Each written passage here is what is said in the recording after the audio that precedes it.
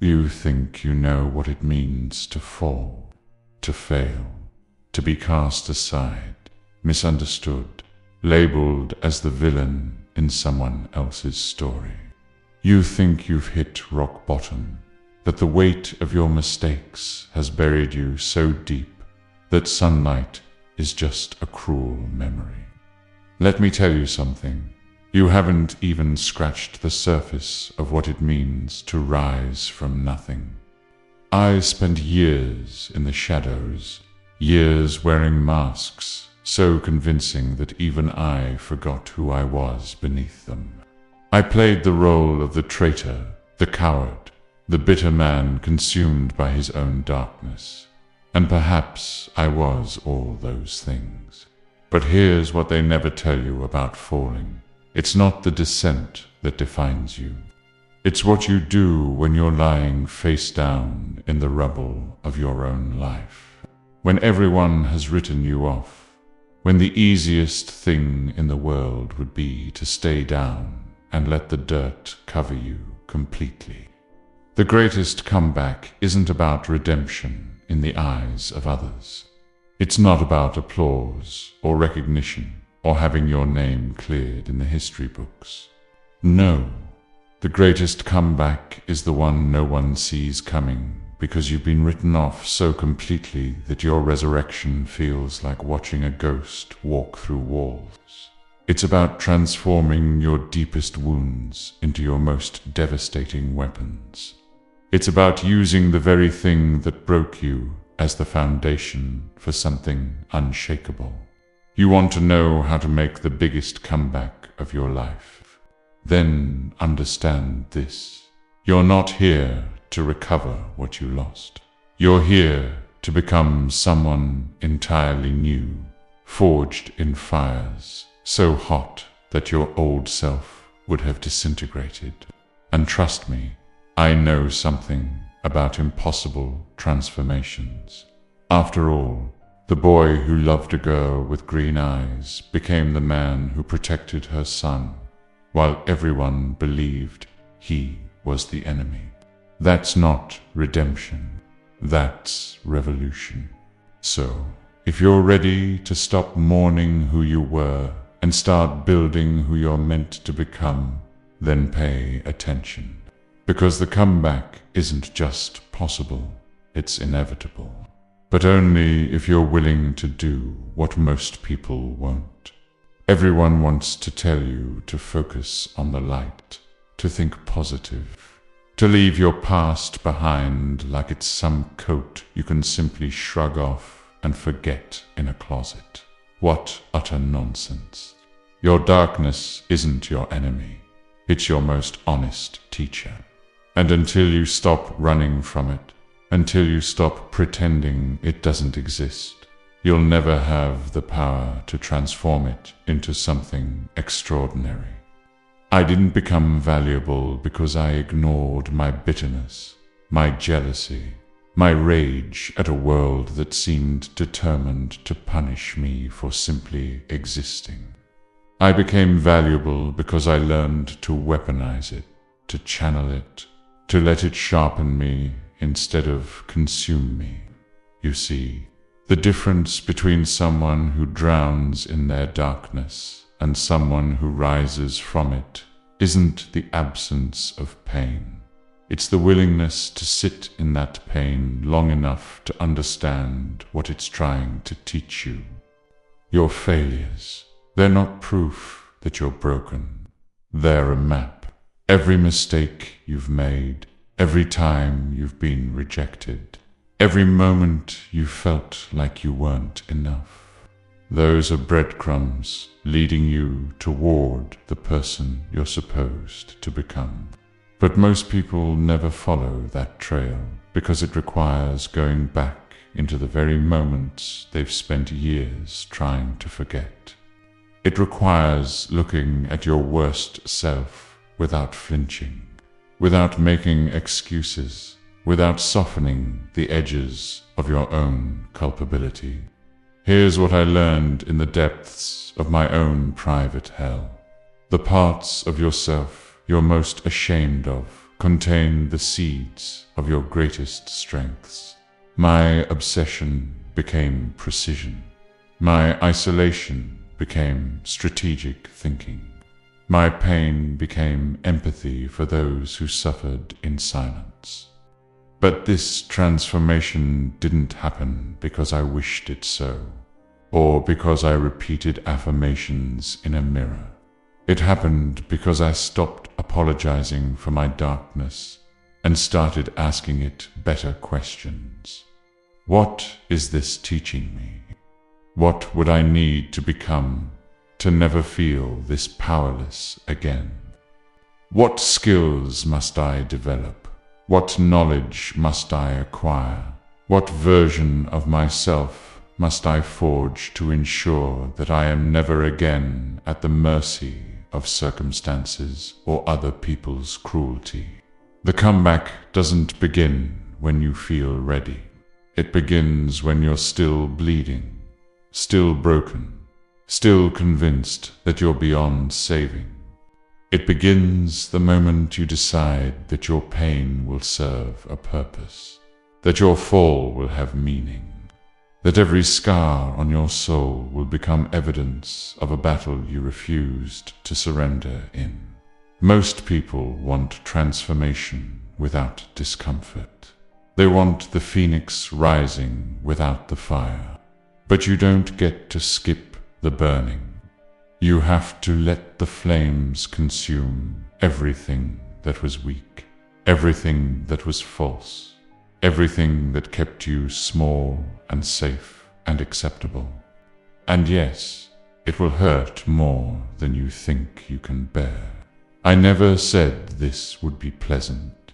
I said it would be powerful. Here's what separates the dreamers from the dangerous ones. The dreamers announce their intentions to anyone who will listen, seeking validation before they've earned it. The dangerous ones disappear.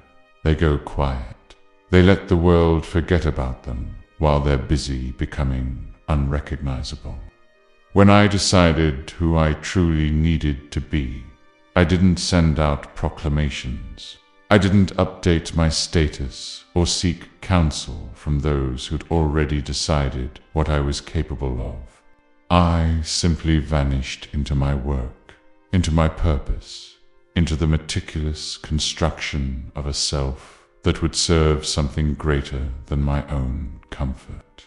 And that's the secret that I want you. Tutorial transformation happens in the dark, in the quiet hours when no one's watching, when there's no applause to motivate you and no audience to perform for. You want to make a comeback? Then stop talking about it. Stop posting about your journey. Stop seeking encouragement from people who knew the old you. Stop giving progress reports to those who are secretly hoping you'll fail so they can feel better about their own stagnation. Your comeback is not a public spectacle. It's a private war, and the only person who needs to see the daily battles is you. I spent years playing a role so convincingly that even the most perceptive minds couldn't see what I was truly doing. Every insult I endured, every moment I was misunderstood, every time I was treated as lesser, it all served the larger strategy. Because I understood something fundamental. Perception is a weapon you can wield, or a prison you can inhabit. Most people let others' perceptions define them. I used perception as camouflage, while I built something they couldn't even imagine. This is where most comebacks die, in the need for immediate validation.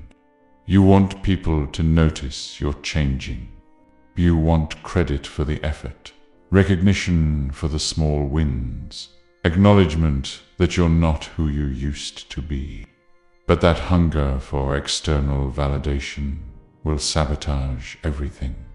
Because the moment you start performing your transformation for an audience, you're no longer transforming. You're just creating a more palatable version of your old self. Real growth is uncomfortable for everyone around you. It threatens them. It makes them question their own choices. It disturbs the social equilibrium that kept everyone comfortable. So they'll subtly discourage you. They'll remind you of who you were. They'll bring up past failures disguised as concern. They'll tell you to be realistic, to not get your hopes up, to remember what happened last time. And if you're still seeking their approval, you'll slow down, you'll soften, you'll compromise the very transformation that could have set you free.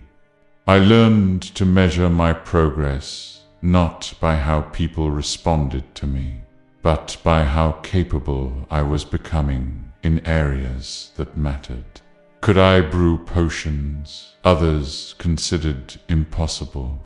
Could I master magic that most considered too dark or too difficult? Could I make decisions that required sacrificing my own comfort for a larger purpose? These were my metrics, not likability, not acceptance, not whether people finally understood me. Capability, precision, power. Your comeback must be built on competence, not confidence. Confidence without skill is just delusion with better lighting.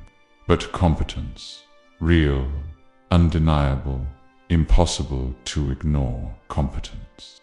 That's what transforms perception, without you having to say a single word. Let your work announce you. Let your results speak so loudly that your past becomes irrelevant noise. And here's the beautiful irony. The longer you stay invisible while building yourself, the more dramatic your emergence becomes. When you finally step back into the light, you won't be returning as an improved version of who you were. You'll arrive as someone entirely new, and the shock of that transformation will be your greatest advantage. Let me tell you about sacrifice. Not the romanticized version where you give up something trivial and expect the universe to reward your noble gesture. I'm talking about the kind of sacrifice that carves pieces out of your soul, that demands you surrender the very things you thought defined you, that asks you to become someone you're not sure you want to be for the sake of something larger than yourself. Most people fail at their comeback because they want transformation without cost. They want to keep their comfortable routines, their easy friendships, their convenient habits, and somehow still become extraordinary. It doesn't work that way. You cannot serve two masters. You cannot simultaneously cling to the life that broke you and build the life that will remake you. At some point, you have to choose what you're willing to burn. I gave up everything. My happiness, my reputation, my chance at love, the possibility of being understood or appreciated. I walked into a role that required me to be hated by the very people I was protecting. And I did it knowing that there would be no monuments built in my honor, no songs sung about my courage, no moment of public vindication where everyone finally understood. But I did it anyway, because the alternative, remaining powerless, remaining irrelevant, remaining the person who let his greatest regret define the rest of his existence. That was a fate worse than any sacrifice. Here's what you need to understand. Every hour you spend on activities that don't serve your transformation is an hour you're choosing comfort over growth. Every relationship you maintain with people who drain your energy or remind you of who you used to be is a chain you're refusing to break. Every distraction you indulge, every excuse you make, every time you choose what's easy over what's necessary, you're voting against your own comeback. The people who make the greatest comebacks aren't more talented than you. They're not blessed with better circumstances or gifted with some supernatural resilience. They're simply more willing to sacrifice what others won't. They'll study while others sleep. They'll practice while others play. They'll endure misunderstanding, isolation, and judgment while others seek approval. They understand that the cost of remaining who you are is always higher than the cost of becoming who you need to be. But here's where strategy becomes critical. Not all sacrifices are created equal. Some sacrifices are investments.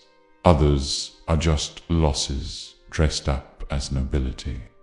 I didn't sacrifice randomly or dramatically. Every choice I made served a specific purpose. I gave up my public image because it allowed me to operate more effectively. I embraced isolation because it sharpened my focus. I accepted hatred because it kept people from seeing my true intentions. Each sacrifice was calculated, purposeful, directed toward a clear objective. You need to be equally strategic. What specifically is holding you back? What relationships are anchoring you to your old identity? What habits are consuming time you could be using to build new skills? What comforts are you clinging to that are keeping you from the discomfort necessary for growth? Be ruthless in your assessment. Be honest about what's actually serving you versus what's simply familiar. And understand this: the people around you will not support these sacrifices. They'll call you obsessed, extreme, unbalanced. They'll tell you to take a break, to enjoy life, to not be so hard on yourself. They'll frame their own mediocrity as wisdom and try to pull you back down to their level because your transformation makes them uncomfortable with their own stagnation. This is where most comebacks die. In the well-meaning advice of people who've never attempted anything difficult themselves. You have to develop what I call selective deafness, the ability to hear criticism without absorbing it, to acknowledge concern without being derailed by it, to remain polite while completely ignoring advice from those who haven't walked the path you're walking. Because the truth is, the moment you decide to become exceptional, you're going to alienate the average. That's not arrogance, that's mathematics. The greatest sacrifice of all. The person you used to be. Not the one who failed or fell or made mistakes. That person is already gone. I'm talking about the comfortable version of yourself who wants transformation without pain, who wants growth without loss, who wants to be extraordinary while maintaining an ordinary life. That version has to die, and you have to be the one to kill it. Impatience has destroyed more comebacks than failure ever could. You want results now. You want people to see your progress immediately. You want the universe to reward your 3 weeks of effort with a lifetime of success. And when that doesn't happen, when the world doesn't immediately recognize your transformation, you spiral. You doubt. You consider quitting. You wonder if any of this matters. Let me be brutally clear. Your timeline is irrelevant. The universe doesn't care about your schedule. Your comeback will take exactly as long as it needs to take. And your frustration with that fact changes nothing except your ability to endure the process. I spent 17 years playing a role that required perfect precision, absolute commitment, and zero room for error. 17 years of being misunderstood, mistrusted, and maligned. And I couldn't break character once. Not for comfort, not for connection, not even for a moment of being seen for who I truly was. That's the level of patience required for a real comeback. Not days or weeks or even months, years of consistent, invisible progress with no guarantee of recognition. Most people can't fathom that kind of timeline. They've been conditioned by instant gratification, by overnight success stories that conveniently omit the decade of groundwork, by social media transformations that show you the after without the brutal, boring, repetitive middle. But here's what patience actually gives you: compound growth. Every day you show up, even when you don't feel like it, even when no one's noticing, even when the results seem microscopic. Those days stack. They accumulate, to build upon each other in ways you can't see, until suddenly, years later, you look back and realize you've become someone you wouldn't have recognized when you started. That's not magic. That's mathematics applied to human potential. The problem is that most people are playing a short game in a long game arena. They're checking for results every week, comparing themselves to others every day, recalibrating their commitment based on immediate feedback. And every time they do that, they're resetting their progress. Because real transformation, the kind that makes you unrecognizable, requires sustained effort over extended time, without constant validation. I knew there would be no moment where everything suddenly made sense, where all the pieces fell into place, and I could finally relax. I understood that the work itself had to become the reward, that the daily discipline had to be its own validation, that I had to find meaning in the process, rather than waiting for some future moment of arrival. And that shift from outcome-focused to process-focused, that's what allowed me to endure when anyone with sense would have given up. You need to develop what I call temporal detachment, the ability to work toward a future version of yourself that you can't yet see, that others can't yet imagine, that has no proof of existence except your unwavering commitment to creating it. This requires a particular kind of faith, not in destiny or divine intervention, but in the simple, brutal logic of cause and effect. If you do the work consistently for long enough, change is inevitable. It's not a hope, it's a law. But here's the trap. You'll be tempted to make dramatic changes when you don't see immediate results. You'll want to pivot, to try something new, to chase the next shiny strategy that promises faster transformation. Resist that urge with everything in you. The people who succeed aren't the ones with the best strategy.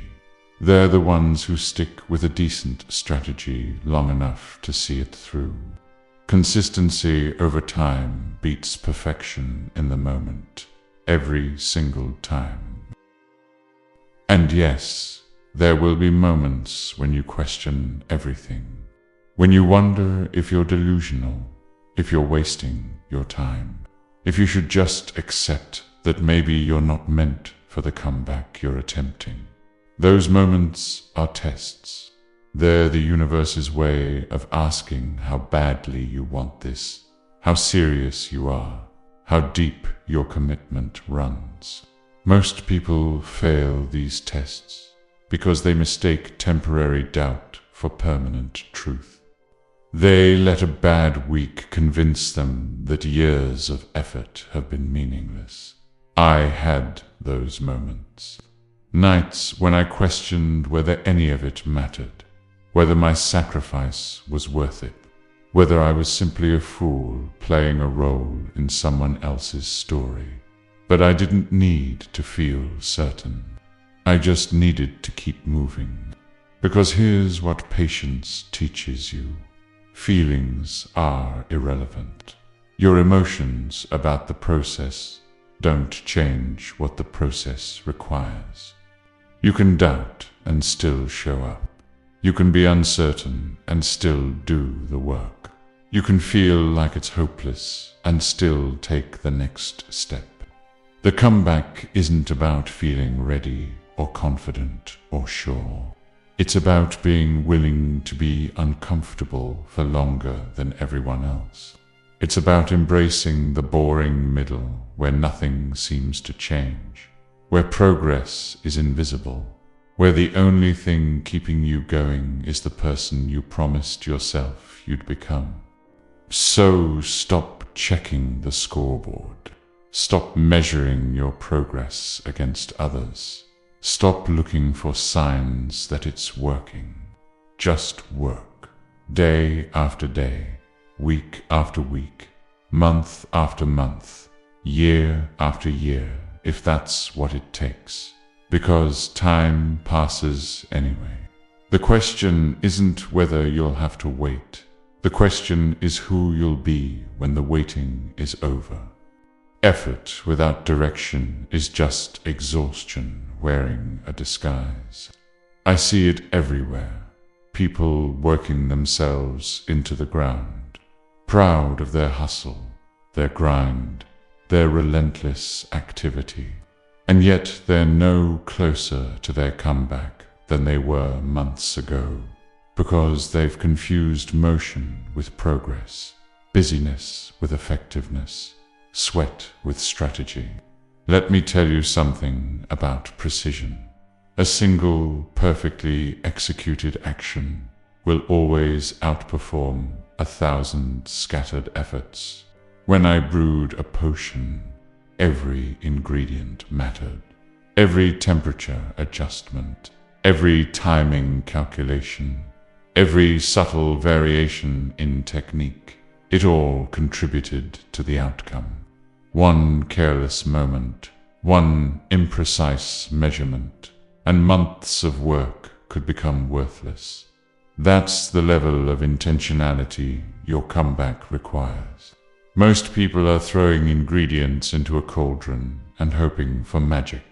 They're reading random books, watching motivational videos, trying every strategy they encounter without understanding how any of it connects to their actual goal.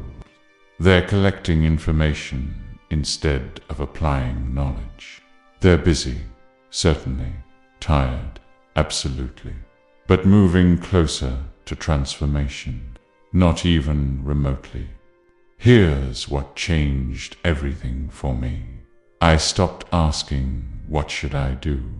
and started asking, "What would someone who has already achieved what I want do in this exact situation?" That shift from general action to specific emulation, that's where precision begins. You're not trying to invent a completely original path. You're trying to identify what actually works and then execute it with obsessive attention to detail. Every skill you need to develop for your comeback, someone has already mastered. Every obstacle you're facing, someone has already overcome. Every mistake you're about to make, someone has already made and documented. Your job isn't to be creative. Your job is to be smart enough to learn from those who've already walked the path you're attempting. But that requires humility. doesn't it? It requires admitting that maybe your way isn't the best way, that maybe your instincts are what got you into this situation in the first place. I studied the greatest wizards, not just their successes, but their methods. I didn't just want to know what they achieved. I wanted to understand how they thought, how they approached problems, what principles guided their decisions. And then I practiced those methods until they became instinct, until I could execute them without conscious thought, until precision became my default mode, rather than something I had to force. This is where most people fail. They learn something once and think they've mastered it. They read about a technique and believe understanding equals ability. But knowing about discipline and being disciplined are entirely different things. Knowing about focus and actually focusing when every part of you wants to quit. That's the gap where comebacks die. You need to develop what I call operational excellence, the ability to execute the fundamentals flawlessly, repeatedly, under pressure, without supervision, without motivation, without anyone watching, not occasionally, not when you feel inspired, every single time. Because your comeback won't be decided by your best day. It'll be decided by your worst day, by how well you perform when everything is falling apart, when you're exhausted, when you have every reason to cut corners. And here's the brutal truth. You probably don't even know what the most important actions are yet. You think you do. You have theories and assumptions and best guesses. But until you've tested them, until you've measured the results, until you've failed enough times to understand what actually moves the needle versus what just makes you feel productive, you're operating on hope rather than evidence. I kept meticulous records. What worked, what didn't, what variables influenced outcomes, what patterns emerged over time. Not because I enjoyed paperwork, but because precision requires data. You cannot improve what you don't measure. You cannot optimize what you don't understand. And most people are too lazy or too proud to track their progress honestly. So they repeat the same ineffective actions for years and wonder why nothing changes. Start treating your comeback like the complex operation it is. What are the 3 most important actions that will actually move you closer to your goal? Not 10 things. Not a massive list of everything you could possibly do. 3. Identify them. Prioritize them ruthlessly. And then execute them with such precision that failure becomes statistically improbable. Everything else, it's noise, it's distraction, dressed up as productivity.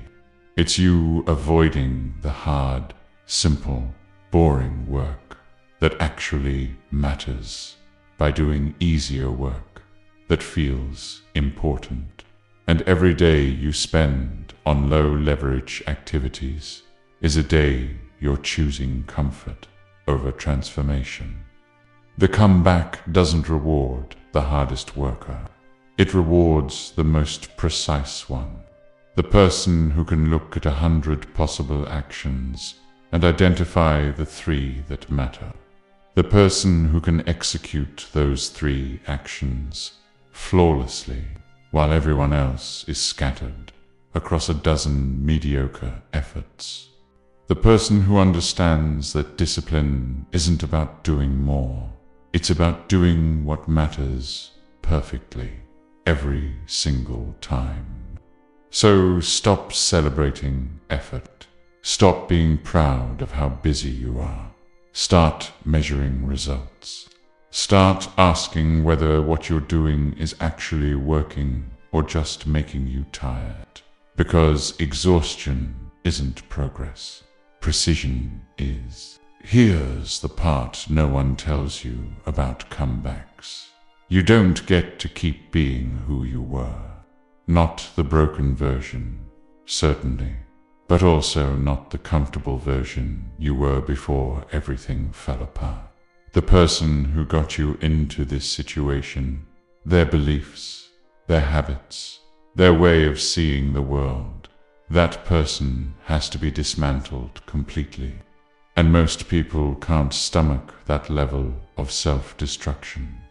They want to recover, to bounce back, to return to some previous state of adequacy. But that's not a comeback. That's just a temporary reprieve before the next inevitable collapse. Because if you rebuild yourself on the same foundation that cracked the first time, you're just constructing a more elaborate failure.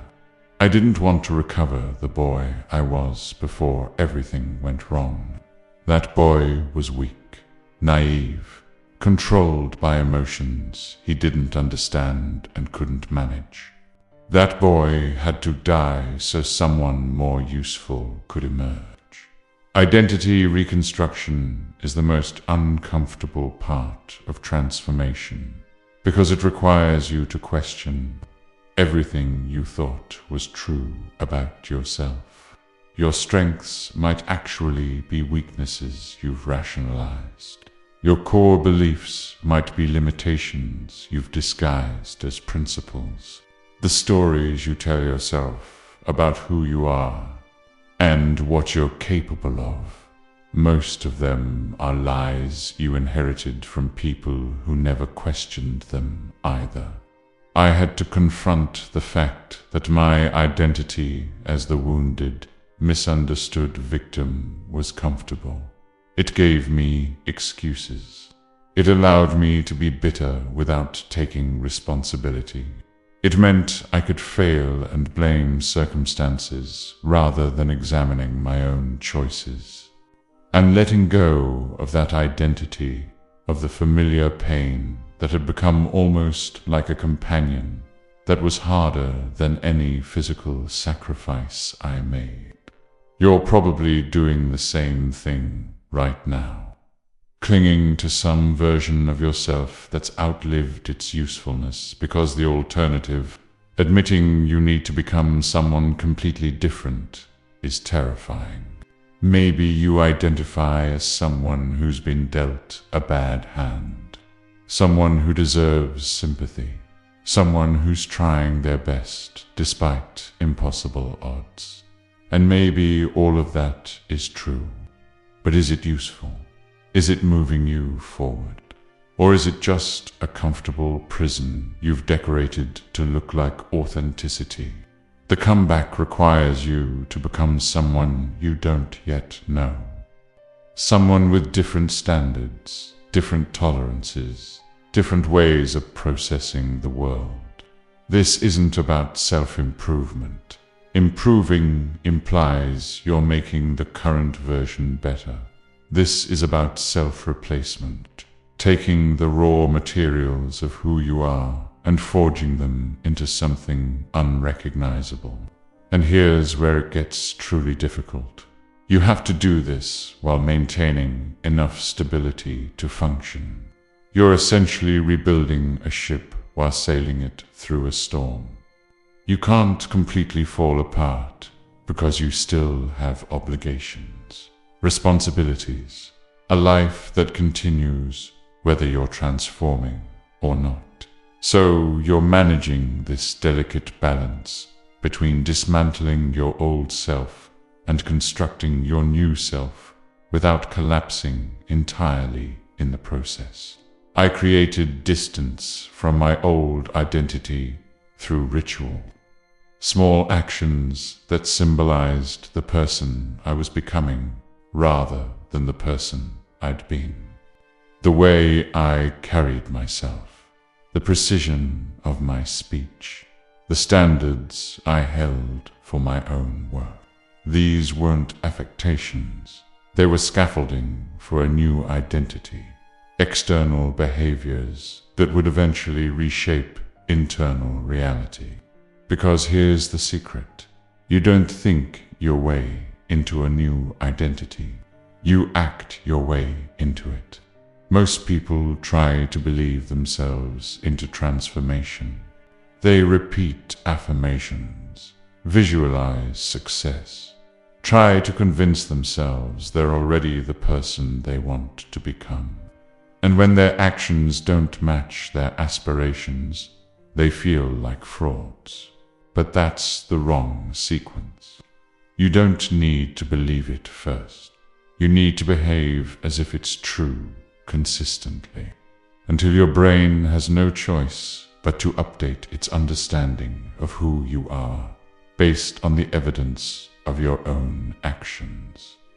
This is why your environment matters so desperately during a comeback. You cannot reconstruct your identity while surrounded by people who only know and reinforce your old one. Every interaction that treats you as who you were is an anchor dragging you backward. Every conversation that references your past self is a vote against your transformation. You need space, physical, emotional, social space, to become someone new without constant reminders of who you used to be. I had the advantage of secrecy. No one knew who I was truly becoming because my transformation was hidden behind a role everyone believed. You might not have that luxury, but you can create it. You can become selectively unavailable. You can let old friendships fade naturally without drama. You can stop sharing your life with people who knew the old version and haven't earned the right to know the new one. And you have to be willing to be misunderstood during this process. People will accuse you of changing, of becoming someone you're not, of losing yourself. And they'll be right. You are changing. That's the entire point. But they'll frame it as loss when it's actually liberation. They'll call it betrayal when it's actually evolution. Because your growth threatens their stagnation, and they'll do everything they can to pull you back to a level where they can understand you. The question you have to answer, really answer, not just think about, but commit to with every fiber of your being, is this: are you willing to become someone you don't recognize, to create a life you can't currently imagine? Because that's the price. Not just change, complete metamorphosis. The person reading this right now might not exist on the other side of your comeback. And if you're not prepared for that reality, if you're still trying to preserve some essential core of who you think you are, then you're not ready for transformation. You're just ready for improvement, and improvement won't save you. They'll tell you that emotions make you human, that feeling deeply is a strength, that authenticity means expressing every impulse that crosses your consciousness. Let me tell you what that advice really means. Stay weak, stay reactive, stay at the mercy of every stimulus that triggers you. Emotional mastery isn't about suppression, it's about sovereignty. It's about deciding which emotions serve your purpose and which ones are just noise that will derail everything you're building. I lived for years in environments designed to provoke me, surrounded by people who despised me, challenged me, tested me at every turn. One unguarded moment, one emotional reaction, one slip of the mask and everything I'd worked for would have crumbled. So I learned something most people never master: the ability to feel everything while showing nothing. To let emotions pass through me like weather rather than letting them control the climate of my decisions. Your comeback will fail if you cannot control your emotional state. Not because emotions are bad, but because they're expensive. Every time you react from anger, you're spending energy you can't afford to waste. Every time you spiral into anxiety, you're using cognitive resources you need for strategic thinking. Every time you seek comfort because you're feeling overwhelmed, you're choosing short-term relief over long-term transformation. And those choices compound. One emotional decision leads to another, until you're so far off course you can't even remember what you were working toward. Most people are controlled by 3 emotional patterns that destroy comebacks. The need for immediate comfort when things get hard, the compulsion to react when they feel disrespected, and the desire for certainty when facing the unknown. Watch how many decisions you make based on avoiding discomfort rather than pursuing your actual goals. Watch how often your pride makes you engage in battles that don't matter. Watch how frequently you sabotage progress because you can't tolerate the anxiety of not knowing how things will turn out. I trained myself to create space between stimulus and response. Someone insults me. There's a gap. A pause where I decide whether responding serves my purpose or just serves my ego. A situation triggers fear. There's a moment where I examine whether that fear is giving me useful information or just trying to keep me small and safe. This isn't suppression. This is discernment. This is refusing to let your emotional reflexes make decisions that your rational mind will regret. And here's what no one admits.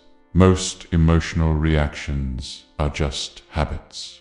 You're not actually angry about this situation. You're just used to responding to this type of situation with anger. You're not actually devastated by this setback. You're just accustomed to catastrophizing when things don't go according to plan. Your emotions feel authentic and spontaneous, but they're often just well-worn grooves your psyche slides into because it's easier than creating new patterns. You can change those patterns, but it requires treating your emotional state like you'd treat any other skill you're trying to master. You practice, you observe yourself without judgment. You notice the triggers, the physical sensations that precede emotional spirals, the stories you tell yourself that amplify feelings beyond usefulness. And then you intervene, not to stop the emotion, but to redirect the energy it creates toward something productive. The people who make the greatest comebacks aren't emotionless machines. They're not suppressing their humanity or becoming cold automatons. They've simply learned to transmute emotional energy into focused action. Anger becomes drive. Fear becomes caution.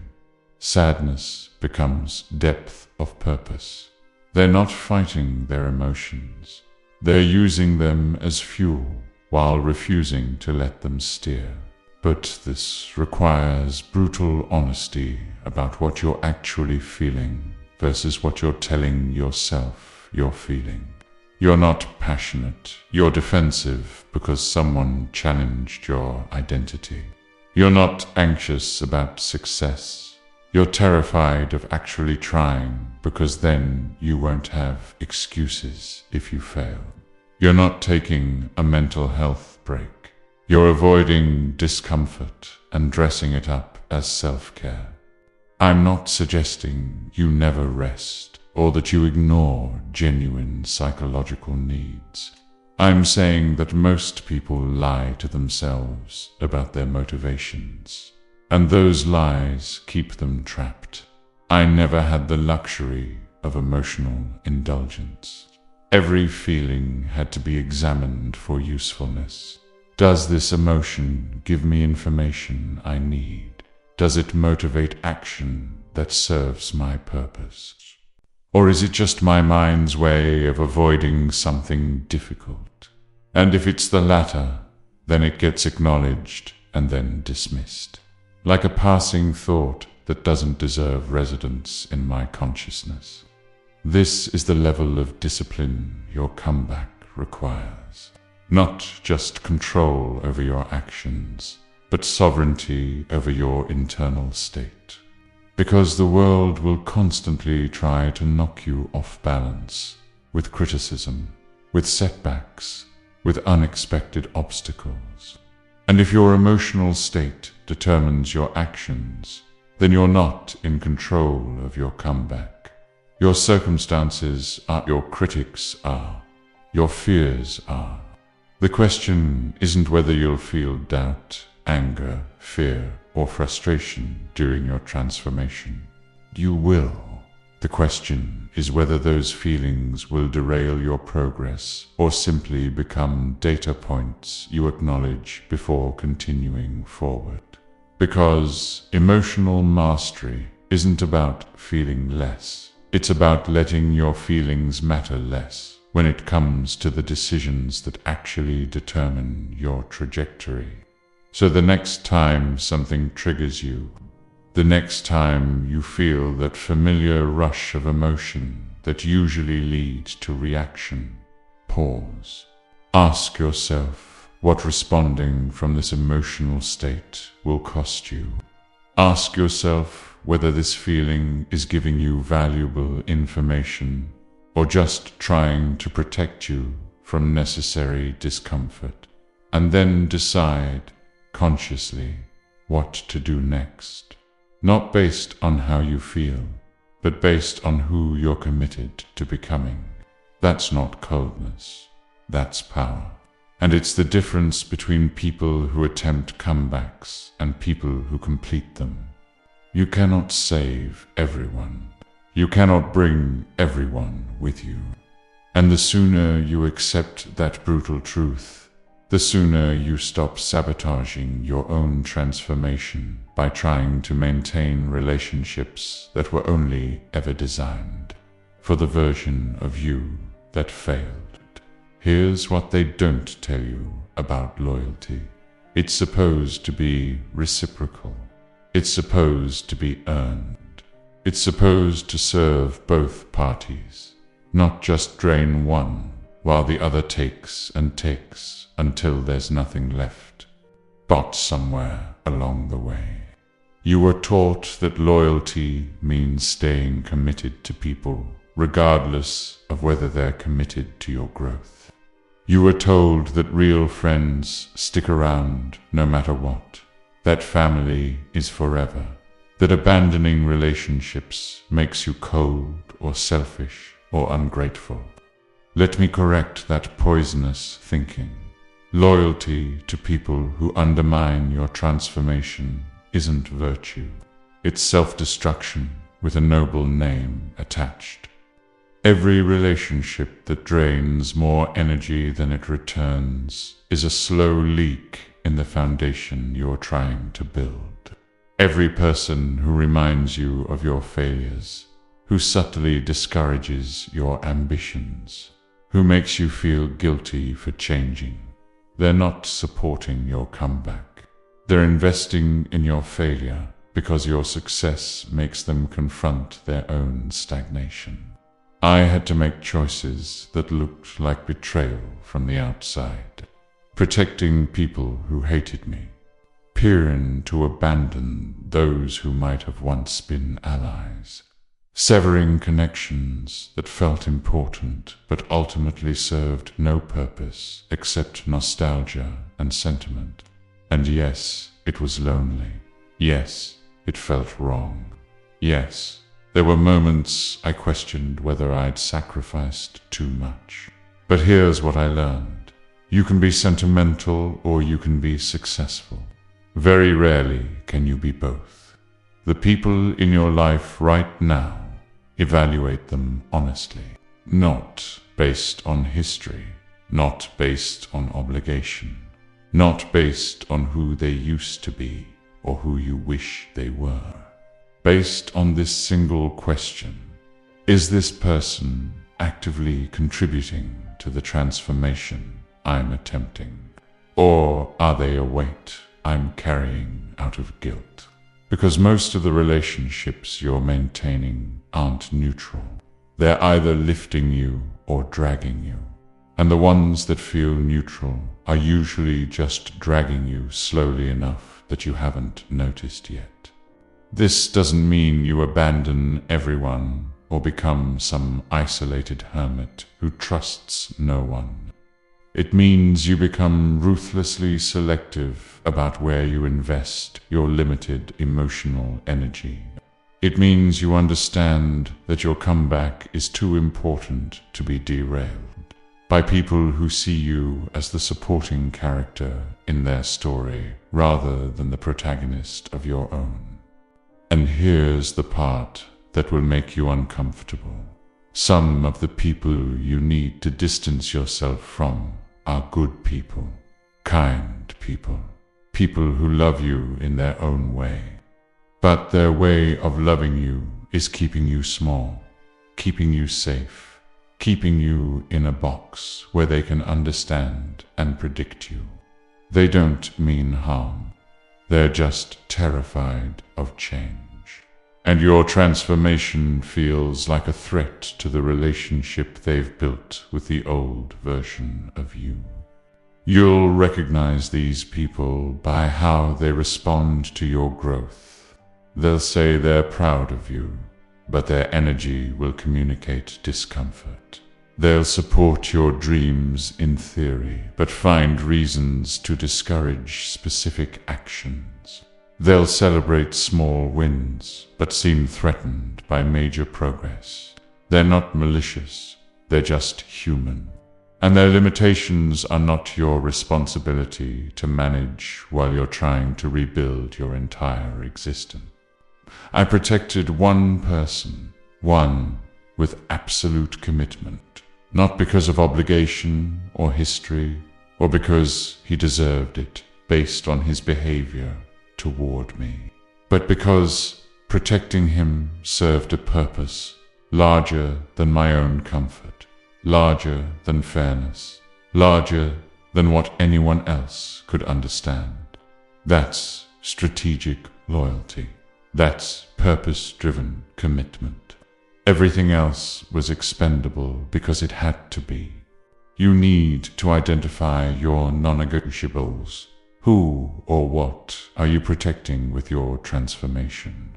What purpose is driving this comeback beyond just personal success? Because if your only loyalty is to your own comfort or success, you won't have the strength to endure what's coming. But if you're clear about what you're building toward, who you're becoming for, what legacy you're creating, then you'll have the clarity to cut away everything that doesn't serve that vision, no matter how painful. And some of those cuts will hurt more than you think you can bear. Letting go of friendships that once meant everything. Disappointing family members who had different expectations for your life. Walking away from communities that gave you identity but now only offer limitations. These aren't easy decisions, but they're necessary ones, because you cannot simultaneously honor your old life and build your new one. At some point, you have to choose. The guilt will try to stop you. The fear of being alone will whisper that maybe you're being too harsh, too rigid, too unforgiving. The nostalgia will paint your past relationships in golden light and make you forget why you needed to leave them behind in the first place. But if you let those feelings dictate your choices, you're not building a comeback. You're just rearranging the furniture in the same burning house. Here's the truth they don't want you to know. The right people for your transformation will appear when you make space for them, not before. Not when you're still clinging to relationships that no longer fit. When you finally create the vacuum by removing what doesn't serve you, the universe has a way of filling that space with exactly what you need. But you have to be brave enough to create the emptiness first. You have to be willing to be alone for a while, to be misunderstood, to be called cold or changed or lost. Because you're not lost. You're finally finding yourself. And the people who were meant to be part of that journey will recognize the person you're becoming and choose to grow alongside you. The ones who don't, they were only ever meant to be part of your story, not your destination. Let them go with gratitude for what they once provided, and then turn your face toward what's ahead without looking back. Your loyalty belongs to your purpose now. Everything else is negotiable. You've done the work in silence. You've sacrificed what needed to be sacrificed. You've rebuilt yourself cell by cell, thought by thought, decision by decision. You've endured the doubt, the isolation, the moments when giving up seemed not just reasonable, but necessary for your own sanity. And now you're standing at the threshold of something most people never reach. Not because they couldn't, but because they wouldn't pay the price you've paid. But here's what no one warns you about. The emergence is the most dangerous part of the entire journey. Because after all that time in the shadows, after all that invisible progress, there's a part of you that wants to burst onto the scene and prove everyone wrong. You want vindication. You want recognition. You want them to see what they missed, what they doubted, what they said was impossible. And that hunger, that perfectly understandable, deeply human hunger, can destroy everything you've built if you're not careful. The comeback isn't complete when you've transformed. It's complete when you've transformed and then know exactly when and how to reveal that transformation. Timing is everything. Positioning is everything. The same achievement announced too early becomes arrogance that people want to tear down. The same achievement revealed at the right moment becomes inevitability that people have no choice but to acknowledge. I never announced my true allegiance. I never defended my choices or tried to make people understand before they were ready to see. I simply continued the work until the work itself became undeniable. Until the results spoke so loudly that interpretation became irrelevant. And even then, even at the very end, I didn't need them to understand everything. I just needed them to understand enough. Your emergence should feel inevitable, not desperate. It should feel like you're simply stepping into a space that was always meant for you. Not like you're fighting to prove you belong there. And the difference between those two things is entirely about the energy you bring to the moment. Desperation repels. Confidence attracts. But real confidence, the kind that comes from having actually done the work, from knowing without doubt that you've earned your place. That's unmistakable. You'll know you're ready to emerge when you no longer need the emergence, when the validation you once craved feels less important than the person you've become in pursuing it.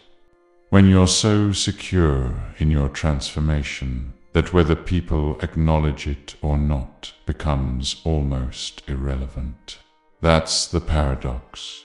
You have to stop needing it before you're ready to receive it. And when you do emerge, when you finally step back into visibility, some people will celebrate you. They'll act like they always believed in you, like they saw this coming all along, like they were supporting you the entire time. Let them have that narrative if it serves your purposes. You know the truth. You know who actually walked with you through the darkness and who only showed up when there was light to bask in. That knowledge is yours to keep. Others will be threatened by your transformation. They'll look for cracks in your foundation, inconsistencies in your story, reasons to dismiss what you've achieved.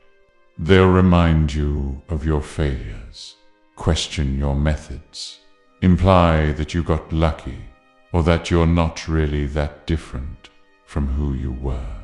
These people are telling you more about themselves than about you. Their inability to believe in dramatic transformation is a limitation of their imagination, not a reflection of your reality. But here's what matters most. You don't emerge to prove anything to anyone. You emerge because it's time, because the work is done, because the person you set out to become is now the person you are, and hiding that serves no strategic purpose anymore. You emerge as a statement of fact, not as a question seeking validation. The greatest comeback isn't about returning to where you were. It's about arriving somewhere you could never have reached if you hadn't fallen first. The fall wasn't the failure. It was the education. The breaking wasn't the end. It was the beginning. Everything you lost, every humiliation you endured, every moment you thought would destroy you, it was all curriculum for the person you had to become. And now you're here, not recovered, not restored, but reforged. Not the same person who fell, but someone who could only exist because of that fall. Someone stronger, not because they avoided breaking, but because they learned how to rebuild themselves from fragments into something that can never be broken the same way again. The world doesn't give credit for invisible transformations. It doesn't celebrate the private wars you fought with yourself at 3 a.m. It doesn't understand the depth of sacrifice required to become someone new. But that's not why you did this. You did this because remaining who you were was no longer tolerable. You did this because you finally understood that the cost of staying the same was higher than the cost of complete transformation. So when you emerge, and you will, when the time is right, do it with the quiet certainty of someone who knows exactly what they've built and exactly what it's worth. Don't explain, don't defend, don't justify, just be. Let your presence, your work, your undeniable transformation speak the only language that matters. Results. The comeback isn't a return. It's an arrival. It's not about going back to who you were before everything fell apart. It's about becoming someone who could never have existed without the falling apart.